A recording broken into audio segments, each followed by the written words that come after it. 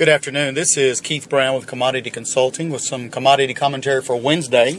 It's about 3 o'clock Eastern Time.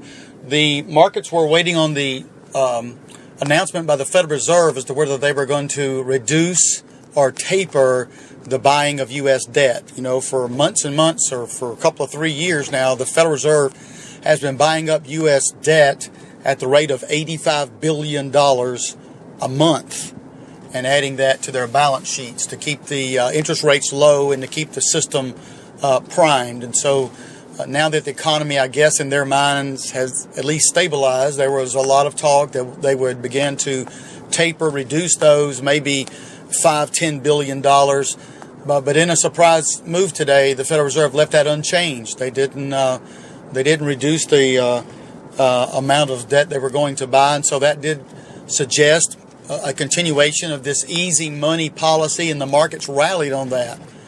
However, the dark side of that is why would they do that if the economy were strengthening? And I don't think they would. So really there's an underlying negative tone here that the U.S. economy is still suffering, is still not growing, and the Federal Reserve felt the need to keep this easy monetary policy in effect. But nonetheless, it did certainly rally the stock market, and cotton. Cotton finished around 85.5 cents, up about 45 points. That's a pretty decent close. That does take out last week's high. Sets us up, obviously, to try to 86.5 cent area. So we'll see what that does. We do get exports out tomorrow, so we'll see if we sold any cotton when it was down there below the 8,300 mark. Over in the grains, they're battling the notion of fewer acres and better weather.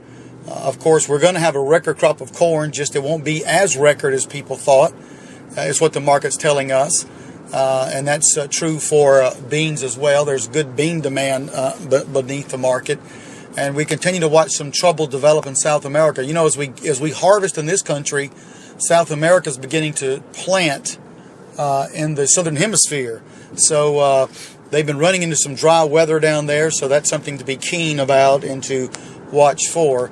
Of course, we're about to enter our own harvest, a typical time of reduced prices. So wouldn't surprise to see the market at least stay sideways to down a little bit. That is corn and beans. Wheat would like to break away and go up. It's just being held hostage by the corn. But those wheat corn spreads continue to trace out a little bit, and so we're going to continue to pursue those. So let's see what exports are tomorrow. We'll be on here with some more assessments. If you have any questions or comments, give us a call, 1-800-910-1910. Thanks for listening.